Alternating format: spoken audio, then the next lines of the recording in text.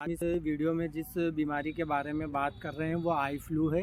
Eye flu के बीमारी के अंतर्गत क्या होता है कि जो हमारी आँख की ट्रांसपेरेंट मेम्ब्रेन होती है जिसे कंजक्टाइवा कहते हैं, उसमें इन्फेक्शन व इन्फ्लामेशन हो जाने के कारण उसमें से एक एक्जुडेटेड डिस्चार्ज निकलता है और दर्द होता है, रेडनेस होती है, इचिंग होती है। इसी को आई फ्लू कहते हैं। आई फ्लू को कंजक्टिवाइटिस भी कहते हैं, पिंक आई भी कहते हैं।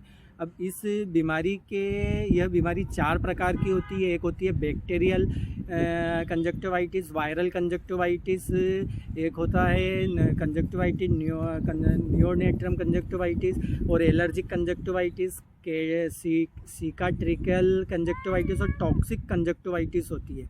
अब हम जानेंगे इसकी ईटियोलॉजी के अंतर्गत जो सडनली इन्वायरमेंट चेंज होता है या कहीं नमी रहती है उस वजह से भी ये बीमारी होने के चांसेस ज़्यादा रहते हैं। बैक्टीरियल इन्फेक्शन हो जाता है, क्लाइमाइडियल इन्फेक्शन हो जाता है, वायरल इन्फेक्शन हो जाने के कारण भी यह बीमारी होने के चांसेस ज़्यादा रहते हैं। फिर होता है एलर्जिक टू डस्ट, धूल के कारण भी यह बीमारी होने के चांसेस ज़्यादा रहते हैं। अगर हम ज़्यादा धूप में रहते हैं तो भी यह बीमारी होने के कारण ज़्यादा रहते हैं।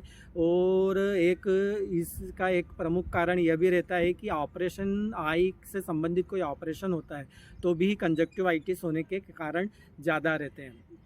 अब हम जानेंगे कि इस बीमारी के जो माइक्रो ऑर्गेनिज़म रहते हैं जैसे कि बैक्टीरियल, वायरल, जो हमारे शरीर में किस प्रकार से इंटर होते हैं और फिर ये हमें बीमारी कैसे होती है। इस बीमारी की जो बीमारी का महत्वपूर्ण कारण होता है कि कोई इन्फेक्टेड ऑब्जेक्ट हम हमारी अगर आँख पे लगा के ऐसे रब करते हैं तो हमारे शरीर के अंदर आँखों के माध्यम से माइक्रोनिज़म इंटर हो जाता है। फिर क्या होता है कि मास्ट सेल जो होती है वो एक्टिव हो जाती है और इन्फ्लामेशन प्रोसेस स्टार्ट होने लगती है।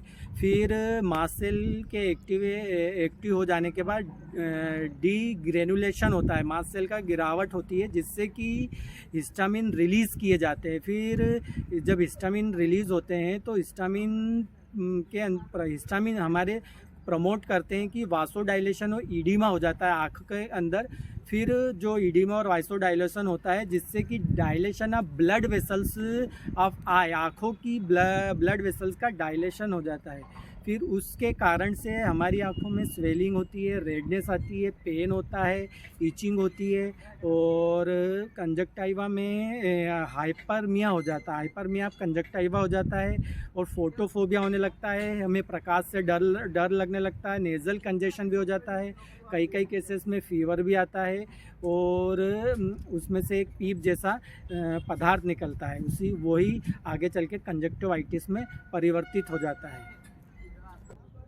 अब हम जानेंगे कि कंजक्टिवाइटिस में क्या क्या डायग्नोस्टिक इवैल्यूएशन होता है। इस बीमारी के अंतर्गत ज़्यादा तो कोई जांचें नहीं होती हैं, पर यदि यह बीमारी समय रहते ठीक नहीं होती है तो इसमें हिस्ट्री टेकिंग होता है, आई एग्जामिनेशन होता है और जो आई डिस्चार्ज होता है उसका कल्चर किया जाता है कि ये बैक्टीरियल, वायरल है, क्या है, किस वजह से ये बीमारी हो रही है। अब हम जानेंगे कि इस बीमारी के क्या क्या लक्षण होते हैं।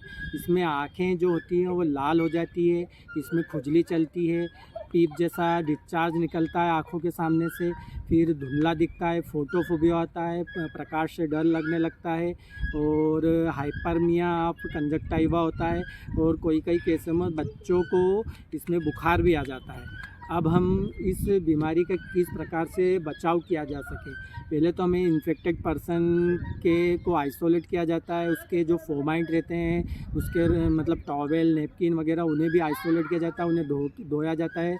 आँखों को रब नहीं करना चाहिए हमें, और आँखों को अगर रब कर लिया है तो बार बार हमें सैनिटाइज या हाथों को धोना चाहिए।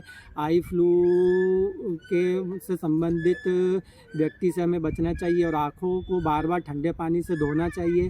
अपने वातावरण को साफ रखना चाहिए, भीड़ वाले इलाकों में जाने से हमें बचना चाहिए। संक्रमित व्यक्ति के रुमाल वगैरह आदि इत्यादि कपड़ों को हमें अलग रखना चाहिए और आँखों को साफ़ पानी से धोना चाहिए। अब हम जानेंगे इस बीमारी के से संबंधित क्या इलाज किया जाता है। यदि इस बीमारी में एंटीबायोटिक आई ड्रॉप दिए जाते हैं और एंटीवायरल आई ड्रॉप दिए जाते हैं, एंटीबायोटिक आई ऑइंटमेंट दिया जाता है और यदि हमें दर्द हो तो एनाल्जेसिक भी इसमें आई ड्रॉप दिया जाता है या एनाल्जेसिक ओरल मेडिकेशन प्रदान किया जाता है और बहुत ही आवश्यकता पड़ने पर कॉर्टिकोस्टेरॉइड संबंधित आई ड्रॉप भी हमें प्रदान किए जाते हैं। अब आशा करता हूँ आपको यह बीमारी के बारे में छोटी सी जानकारी अच्छी लगी होगी। धन्यवाद।